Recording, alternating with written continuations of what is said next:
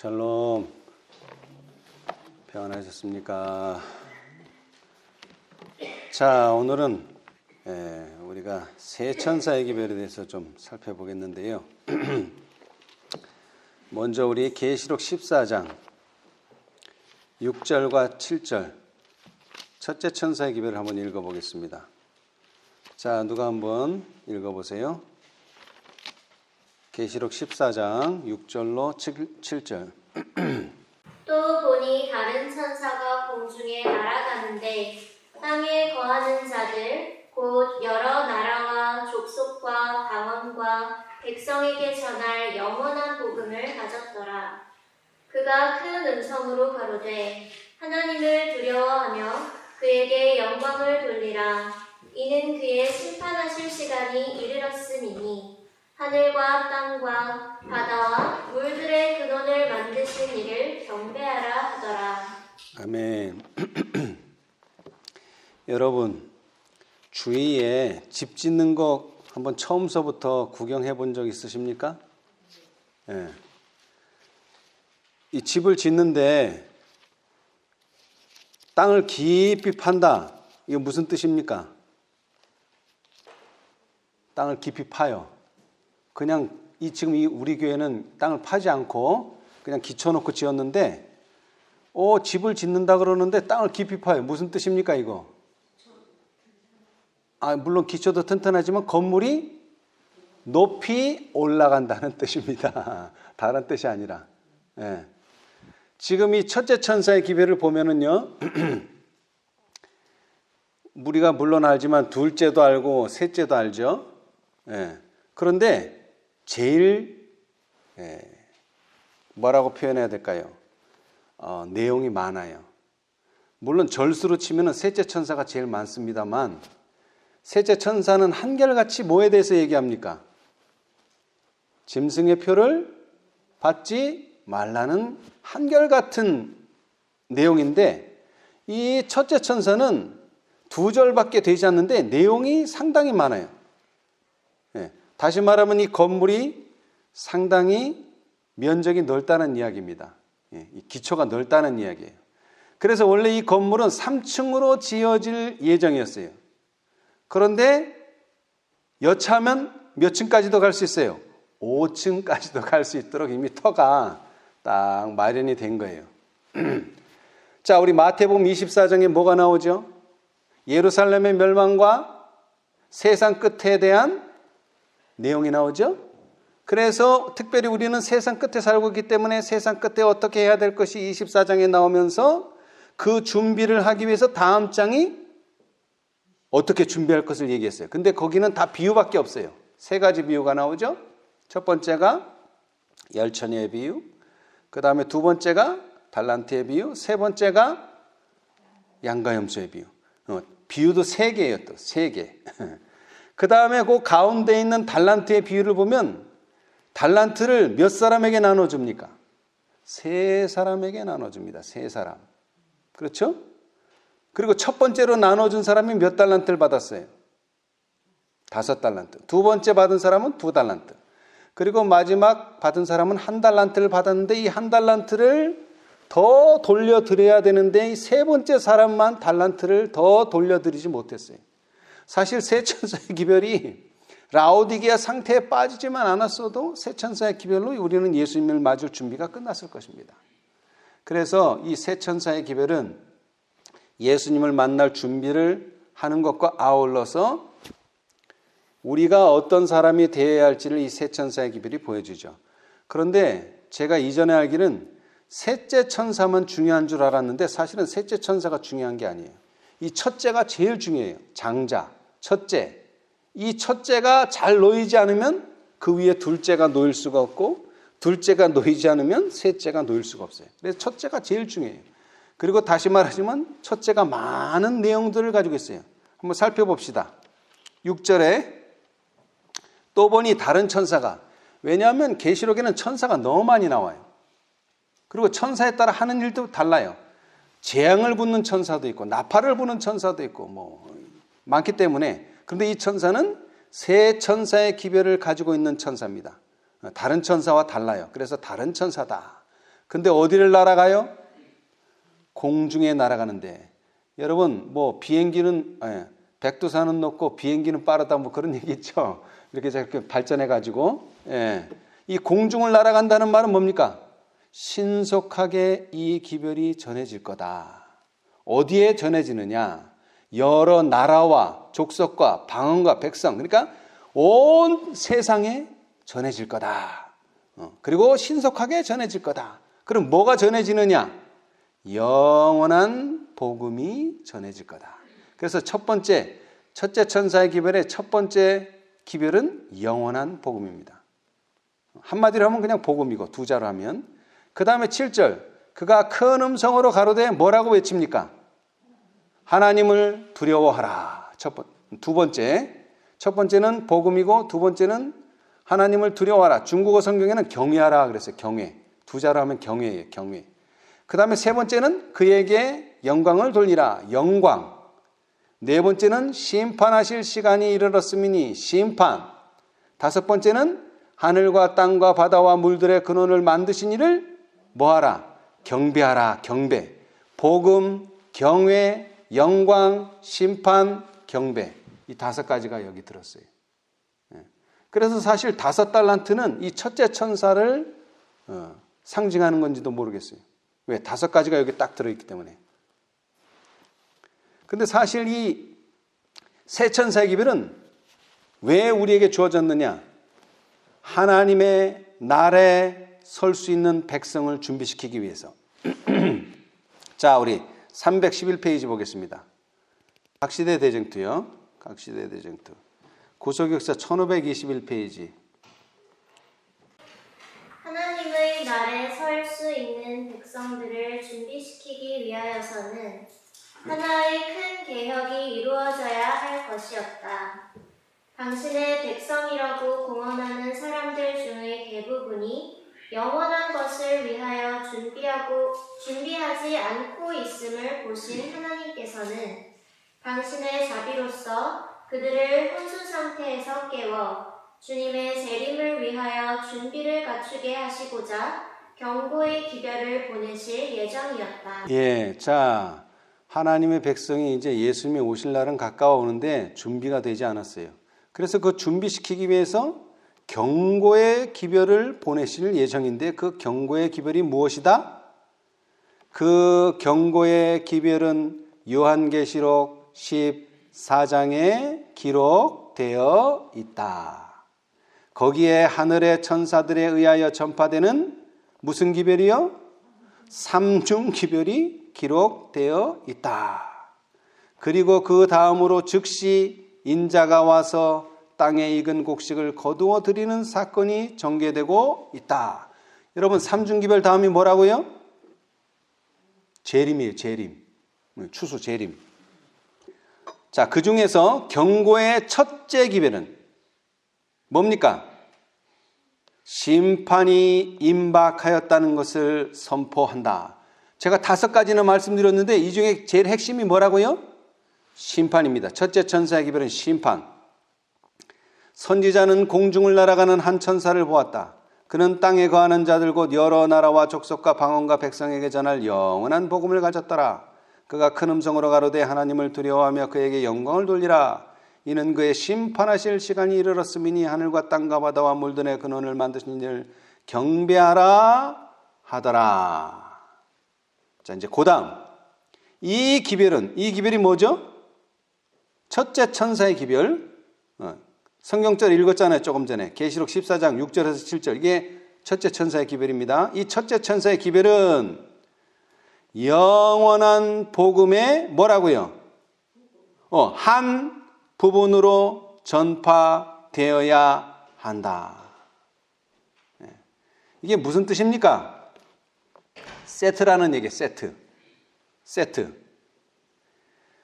영원한 복음은 뭐가 합쳐져야 돼요? 첫째, 둘째, 셋째가 합쳐져야지 영원한 복음이 되는 거예요. 왜? 나중에 설명하겠지만 복음이라는 게 뭡니까? 복음. 좋은 소식이죠. 뭐가 좋은 소식이에요? 인간에게. 자, 좋은 소식이라는 말보다는 가장 행복한 소식. 그러면 인간이 가장 불행했던 때는 언제입니까? 인간이 죄를 짓고 에덴 동산에서 쫓겨나고 죽을 수밖에 없는 운명에 처했을 때가 가장 불행한 상태고, 그 가장 불행한 상태를 회복하시겠다는 복음, 창세기 3장 15절은 복음이고, 그 복음은 곧 예수님께서 우리를 대신해서 십자가에 돌아가시겠다는 소식이죠. 그 다음에 더 나아가서는 예수님께서 다시 오시겠다는 것이 복음입니다. 그런데 이 첫째 천사의 기별은 영원한 복음의 한 부분이에요. 복음 전파는 천사에게 위임된 것이 아니고 사람에게 위임된 것이다. 거룩한 천사들은 복음 전파의 사업을 지도할 책임을 맡아 인류의 구원을 위한 큰 운동을 담당하고 있다. 그러나 실제적으로 복음을 전파하는 일은 지상에 있는 그리스도의 종들을 통하여 이루어진다. 다시 말하면 이 첫째 천사는 실제적으로는 누구라고요? 종들이다. 그리스도의 종들, 사자들, 기별자들이다 이 말입니다. 맞습니까? 예. 자, 그래서 355페이지 조금 더 뒤로 넘어가세요. 355페이지 355 세 천사의 기별을 좀 정리를 하겠는데요. 자, 355페이지 한번 읽어보세요. 재림이 가까웠다는 선포와 함께. 재림이 가까웠다는 선포와 함께 종교적 대각성이 일어날 것이라는 사실이 요한계시록 14장의 첫째 천사의 기별에 예언되어 있다. 또 보니 다른 천사가 공중에 날아가는데 땅에 거하는 자들 곧 여러 나라와 족속과 방언과 백성에게 전할 영원한 복음을 가졌더라. 그가 큰 음성으로 가로되 하나님을 두려워하며 그에게 영광을 돌리라. 이는 그의 심판하실 시간이 이르렀음이니 하늘과 땅과 바다와 물들의 근원을 만드신 이를 경배하라 하더라. 한 천사가 이와 같은 경고를 전달하는 자가 된다는 사실은 참으로 그 의미가 깊다. 지혜로우신 하나님께서는 그 하늘의 사자의 순결과 영광과 능력을 통하여 그 기별로 말미암아 성취된 사업의 고상한 특성과 그 사업의 수반될 능력과 영광을 나타내시고자 하셨다. 또 한 천사가 공중에 날며 큰 음성으로 경고하되 땅에 거하는 자들 곧 여러 나라와 족속과 방언과 백성에게 전파하는 것은 이 운동의 신속성과 세계적인 범위를 분명히 알려준다. 그 기별 자체는 그 운동이 일어날 시기에 대하여 빛을 비추어 준다. 그 기별은 영원한 복음의 일부분이며 그것은 심판의 시작을 알려준다. 각 시대의 구원의 기별은 전파되어 왔다. 그러나 이 기별은 오직 말세에만 전해질 복음 기별의 일부분이다. 왜냐하면 심판의 때는 말세가 되어야 시작되기 때문이다. 예언은 심판의 때가 이르기까지 여러 가지 사건들이 계속적으로 일어날 것을 말하고 있다. 특별히 다니엘서가 그 사실을 말해준다.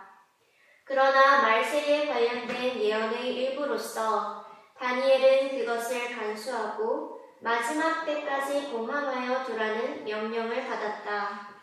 그 때가 이르기 전에는 그 모든 예언의 성취에 기초를 둔 심판에 관한 기별은 하나도 선포될 수 없었다. 그러나 선지자 다니엘은 마지막 때가 되면 많은 사람이 빨리 왕래하며 지식이 더하리라고 기록하였다. 사도 바울은 그 당시에 그리스도의 재림이 있을 것으로 기대하지 말라고 교회에 경고하였다. 그는 먼저 배도하는 일이 있고 저 불법의 사람 곧 멸망의 아들이 나타나기 전에는 이르지 아니하리라고 말하였다.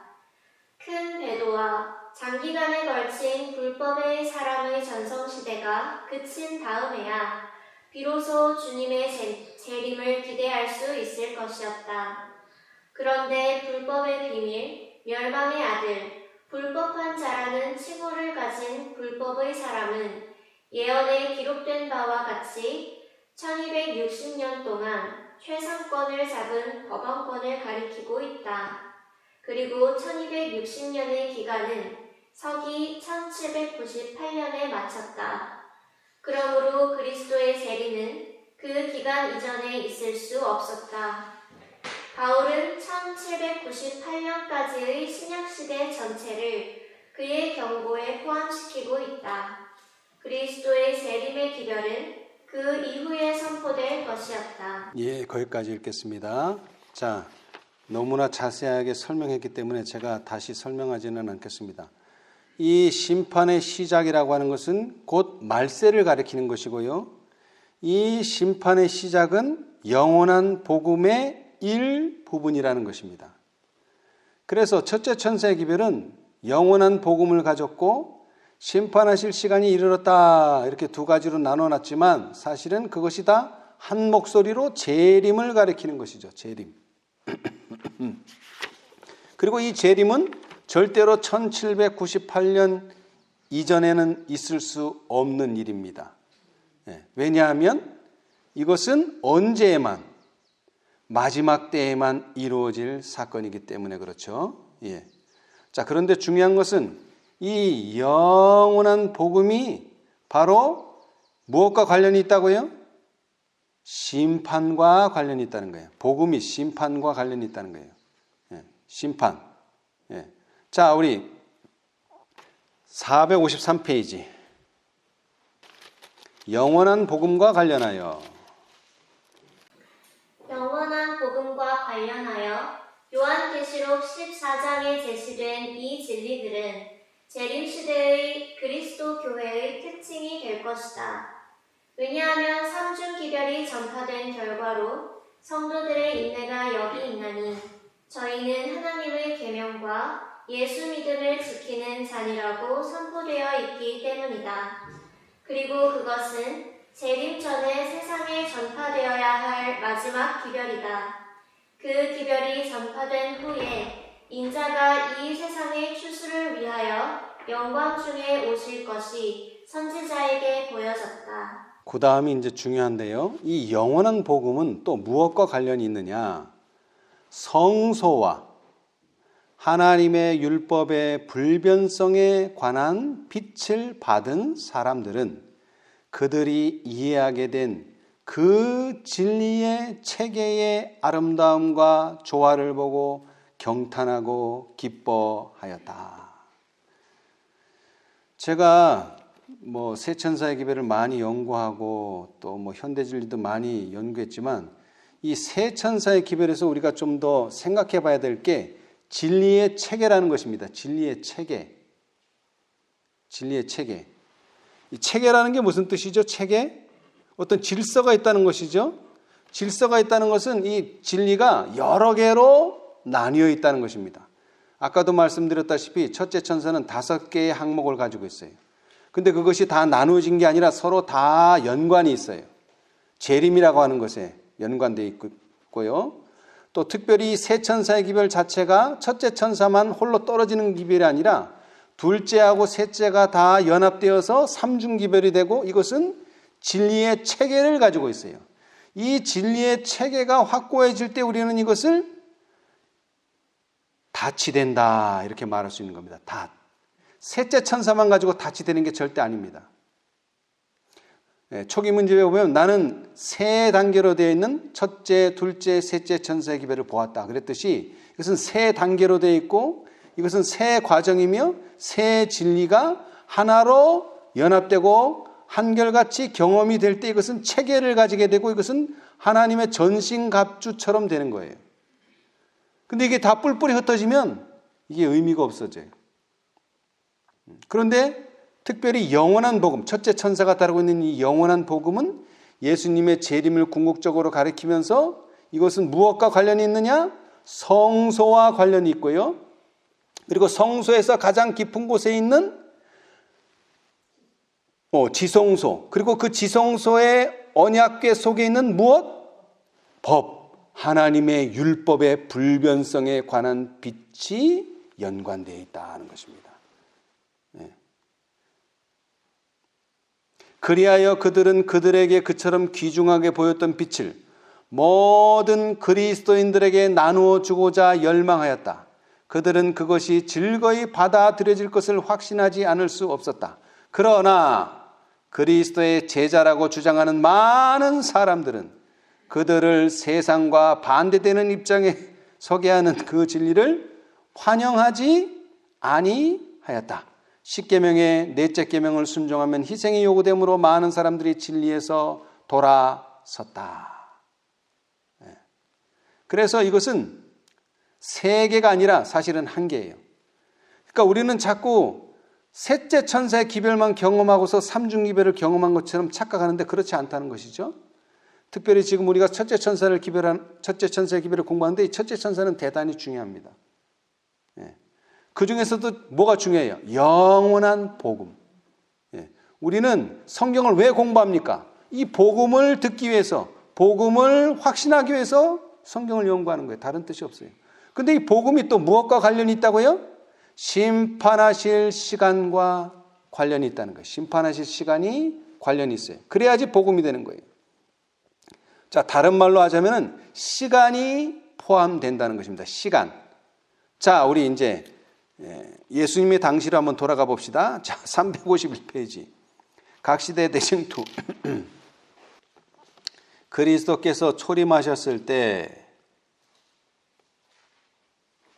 성소 문제와 밀러 한번 읽어보세요. 그리스도께서 초림하셨을 때 천국 복음을 전파한 제자들의 경험은 그분의 재림의 기별을 전하는 사람들의 경험과 훌륭한 비교가 된다. 마치 제자들이 나가서 때가 찼고 하나님 나라가 가까웠다고 전파했던 것처럼 밀러와 그의 동역자들은 성경에 기록된 가장 길고 최종적인 예언적 기간이 바야흐로 끝나려고 한다는 것과 심판의 날이 가까웠다는 것과 영원한 나라가 세워지려 한다는 것을 전파하였다.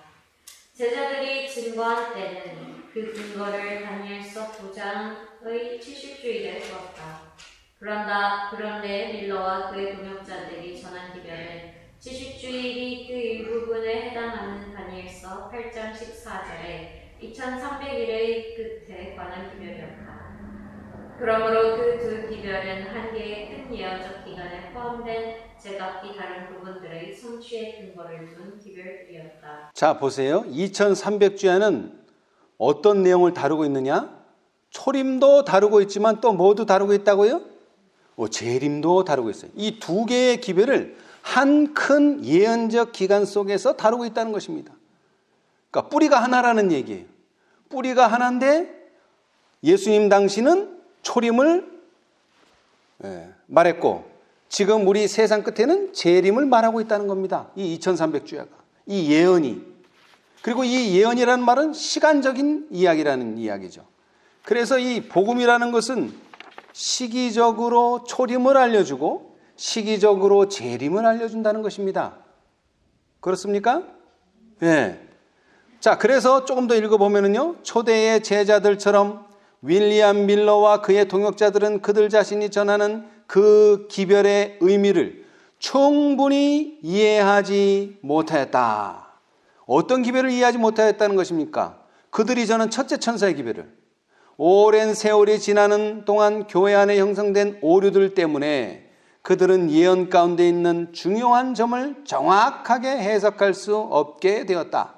그러므로 그들은 하나님께서 세상에 전하라고 그들에게 맡기신 기별을 전하기는 하였지만 그 의미를 오해함으로 스스로 실망을 당하게 되었다. 자, 다음 한번 읽어보세요. 밀러는 다니엘서 8장 14절에 2300주야까지니 그때에 승소가 청결하게 함을 이루리라 또한 말씀을 해석할 때 당시에 일반적으로 성소를 이 세상이라고 생각하던 견해를 채택하였다. 그러므로 성소가 정결해진다는 말을 주님께서 재림하실 때에 불로써 이 세상이 깨끗해지는 것을 의미하는 것이라고 믿었다. 그러므로 그는 2300주야의 끝이 분명히 예언된 것을 볼 때에 그것은 재림의 때를 알려준 것이라고 결론지었다. 그와 같이 그의 잘못은 그가 성소에 관한 일반적인 견해를 받아들인 데 기인된 것이었다. 예, 자 여러분, 세상을 정결케 하기 때문에 예수님께서 오신다. 그래서 2300주의 끝은 예수님의 재림의 시간을 가리킨다고 잘못 해석한 겁니다. 예. 자, 그런데 중요한 것은요, 이 성소의 정결이 의미하는 게 무엇인가 이겁니다. 그리스도의 희생과 제사장 직분을 표상하는 구약시대의 상징적 의식에 있어서 성소를 정결케 하는 일은 제사장이 하는 연중 봉사 중에 맨 마지막 것이었다. 그것은 속죄 사업을 완성하는 일이요, 이스라엘 사람들의 죄를 도말하고 제거해 버리는 일이었다. 그것은 하늘의 기록책에 적혀 있는 하나님의 백성의 죄를 도말하고 제거하시는 하늘의 대제사장 그리스도의 최후의 봉사를 예표하는 것이었다. 자, 그 다음에 이제 잘 들으세요. 이 봉사는 조사하는 일, 곧 심판하는 일로서 그리스도께서 권세와 영광으로 구름을 타고 재림하시기 전에 있을 일이다. 이게 중요해요. 재림의 때에 이런 일이 벌어지는 게 아니라 재림하시기 전에 이 일이 완성돼야 된다는 거죠. 그렇죠? 예. 자, 그래서 복음은 예언과 연관되어 있고요. 특별히 성소와 하나님의 율법과 연관되어 있고요. 이것은 특별히 성소 정결과 연관되어 있고요. 이 성소 정결은 조사 심판과 연결되어 있다는 것입니다. 자, 그래서 복음이라는 것 속에 사실은 첫째 천사의 모든 기별들이 다 함축되어 있어요. 복음이라는 것은 예수님께서 재림하신다는 것을 의미하고요. 이 재림이 왜 임박했느냐? 심판하실 시간이 이르렀다는 심판의 시간을 가르쳐 주기 때문에 그래요. 그래서 심판의 시간이 다 됐기 때문에 이 심판이 끝나면 곧 누가 오신다? 예수님께서 오신다. 이것을 더 보충해 주는 말씀이 각시대 대쟁투 299페이지에 있습니다. 자, 한번 찾아봅시다. 299페이지. 재림은 구속사업의 완성이라는 거죠. 예. 자, 예수님의 재림 소제목 한번 읽어보세요. 성경에 게시된 가장 엄숙하고 영광스러운 진리 가운데 하나는 구원의 위대한 사업을 완성하기 위한 그리스도의 재림에 관한 진리이다. 오랫동안 사망의 음침한 골짜기에서 방황하도록 버려졌던 하나님의 백성들에게 부활이요 생명이신 그리스도께서 당신의 버림받은 백성들을 본향으로 데려가기 위하여 다시 오신다는 약속은 귀중하고 기쁨에 넘치는 소망을 주고 있다. 재림의 교리는 바로 성경의 근본적 주제이다. 예. 자, 그 근본적 주제가 재림인데 그 재림은 곧 또 무엇이기도 합니까? 우리에게는 복된 소식이기도 합니다. 예. 우리가 지금 성경을 읽고 있는데 이 성경이 앞에 뭐라고 써 있어요? 복음 성경이다. 성경이 가르치는 게 복음입니다. 복음이 곧 성경에서 발해지고 있고요. 근데 그 복음이 뭐냐? 예수님께서 다시 오신다. 예. 구속사업을 완성하기 위하여. 예. 그래서 복음은 곧 재림이고 재림은 곧 성소 정결을 가리키고 성소 정결은 곧 심판하실 시간이 이르렀음을 가리킨다. 예. 그리고 심판은 또 뭘 가지고 하죠? 여러분, 심판은 뭘 가지고 합니까? 심판.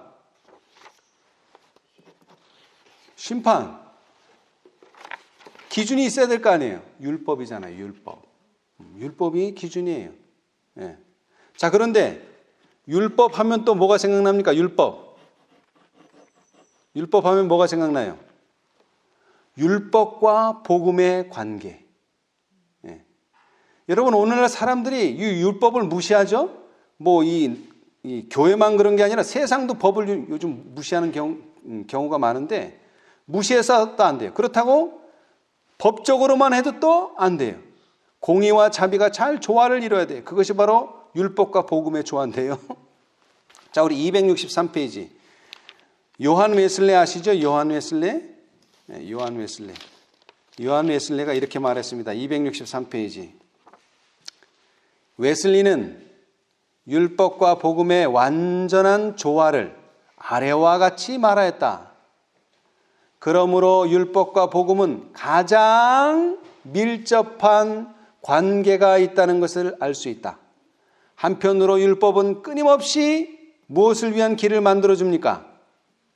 복음을 위한 길을 만들어서 사람들로 하여금 그리로 가도록 지시한다. 그리고 다른 한편으로 복음은 항상 우리를 인도하여 무엇을요? 율법을 더욱 정확히 성취시키도록 한다. 제가 오늘은 읽지 않겠습니다만은 사단은 어떤 방법을 써요? 이 율법과 복음 또는 공의와 자비를 자꾸 분리시키려는 게 사단의 그 작업이고요. 하나님은요, 이 공의와 자비를 자꾸 연합시키고 조화를 이루게 만드는 것이 하나님의 사업이에요. 더 나아가서 율법과 복음을 조화롭게 하는 것이 하나님의 사업이에요. 그런데 사단은 이 율법과 복음을 자꾸 분리시키는 게 사단의 사업이고요. 예컨대 율법은 하나님을 사랑하고 이웃을 사랑하고 온유하고 겸손하고 성결하기를 우리에게 요구한다. 우리는 그와 같은 모든 요구에 대하여 부족함을 깨닫는다. 그러나 우리는 사람으로 불가능하지만은 이처럼 사랑을 주고 겸손하고 성결케 하는 하나님의 언약을 보게 된다. 자, 여기 나오잖아요. 우리는 복음이 뭐라고요? 곧 기쁜 소식을 붙들게 된다. 뭐가 기쁜 소식입니까? 그런데 그것은 믿음으로 말미암아 우리에게 이루어진다. 뭐가 기쁜 소식이냐? 믿음으로 말미암아 율법의 의가 우리 안에서 이루어진다는 거죠. 그죠? 곧 율법의 의가 그리스도 예수 안에 있는 믿음으로 말미암아 우리 안에서 완전히 이루어지게 된다. 이게 뭐라고요? 이게 복음이라는 거예요. 이게 기쁜 소식이라는 거예요.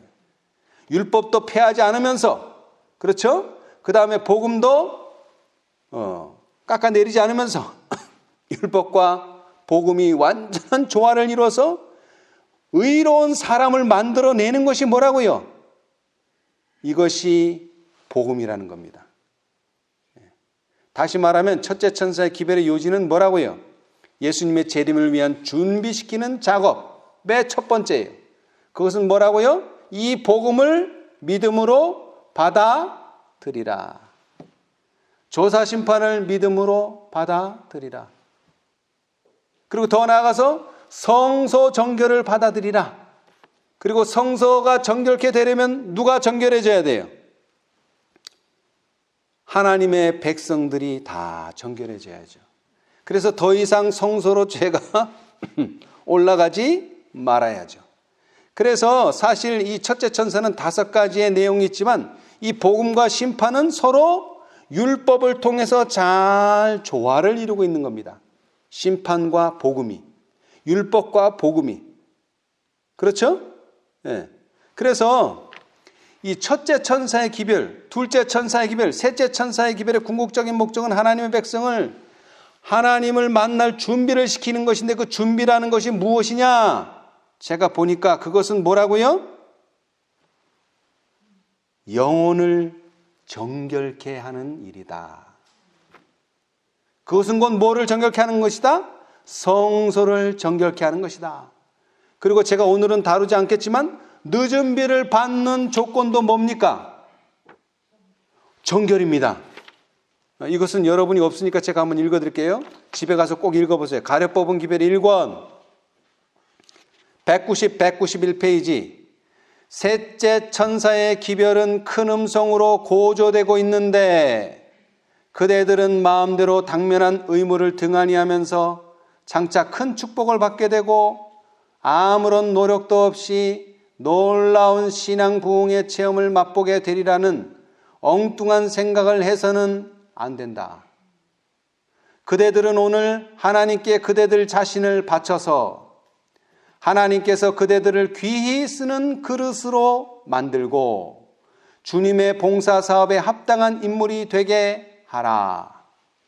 오늘날 그대들은 자기 자신을 하나님께 바쳐 먼저 자기를 비우고 시기심과 질투심을 비우며 악한 생각과 다툼을 그치고 하나님께 욕이 될 모든 것들을 버려야 할 것이다. 자, 그 다음 잘 들으세요. 오늘날 그대들은 그릇을 순결하게 하여. 여러분, 그릇을 순결하게 한다는 게 뭐예요? 그릇을 깨끗하게 하여 하늘의 이슬을 받을 준비와 늦은 비에 소나기를 맞을 준비를 해야 할 것이다. 여러분, 늦은 비를 맞을 준비를 어떻게 하라 그랬어요? 그릇을 깨끗하게 하라. 설거지를 좀 해라. 설거지를. 지금 우리 속에 있는 이런 시기심, 질투심, 악한 생각, 다툼 이런 거 가지고는 절대 뭐를 받을 수 없다? 늦은 비를 받을 수 없다. 늦은 비는 분명히 내릴 것이며 하나님의 축복은 모든 더러움에서 정결함을 입은 영혼들에게 가득히 채워질 것이다. 우리의 영혼을 그리스도께 복종시켜 유쾌하게 되는 날이 주 앞으로부터 이를 때 성령의 침례를 받기 위하여 합당한 사람이 되도록 준비하는 것은 오늘날 우리가 해야 할 일이다.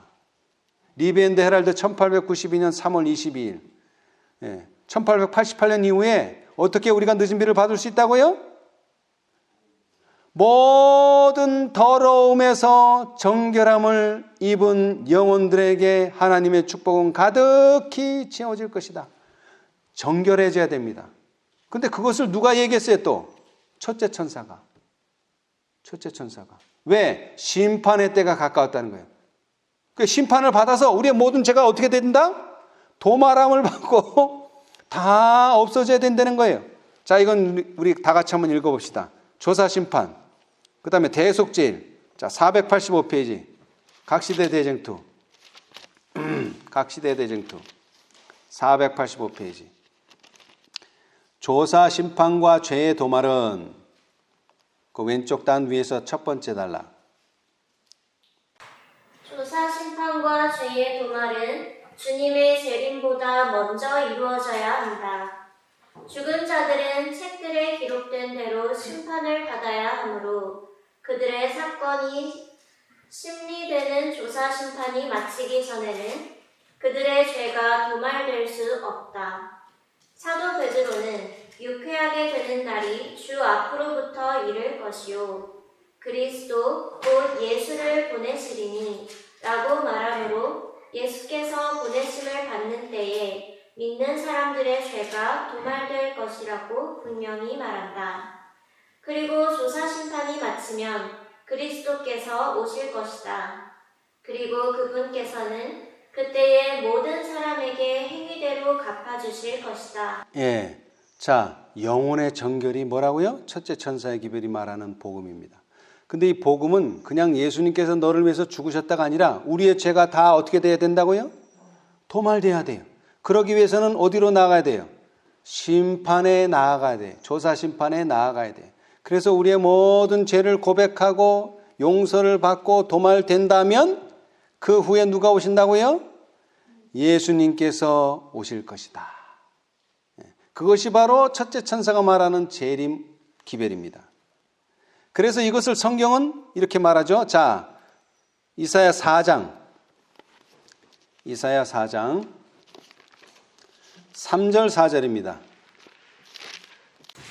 시온에 남아있는 자, 예루살렘에 머물러 있는 자, 곧 예루살렘에 있어 생존한 자 중 농명된 모든 사람은 거룩하다 칭함을 얻으리니 이는 주께서 그 심판하는 영과 소멸하는 영으로 시온의 딸들의 더러움을 씻으시며 예루살렘의 피를 그 중에서 청결케 하실 때가 됨이라. 예. 자, 여기 뭐라고요? 시온에 뭐한 자? 시온에 뭐한 자? 남아있는 자. 남아있는 자. 이 남아있다는 뜻이 뭡니까? 도망가는 자들이 있다는 겁니다, 여러분. 여러분, 예수님께서 공생애를 시작했다는 표시가 뭐였죠? 성전 정결. 그런데 누가 도망을 갔어요? 제사장들과 많은 유대인들. 누가 남아 있었어요? 도망갈 수 없는 사람들. 저는 자, 다친 사람, 병자, 이런 사람만 남아 있고 아주 쌩쌩한 사람들은 다 도망갔어요. 쌩쌩한 사람들은 다 도망갔어. 근데 성경은 말하기를 시온에 남아 있는 자. 근데 왜 이게 중요하냐면 그 성소 정결의 혜택을 입은 자들은 누구라는 거예요? 유대인이 아니라는 거예요. 도망간 사람은 예수님께서 그들에게 혜택을 주려고 했는데 다 도망을 가버렸어요. 떠나버렸어요. 그래서 누구만 그 혜택을 받았어요? 성전 정결의 혜택을.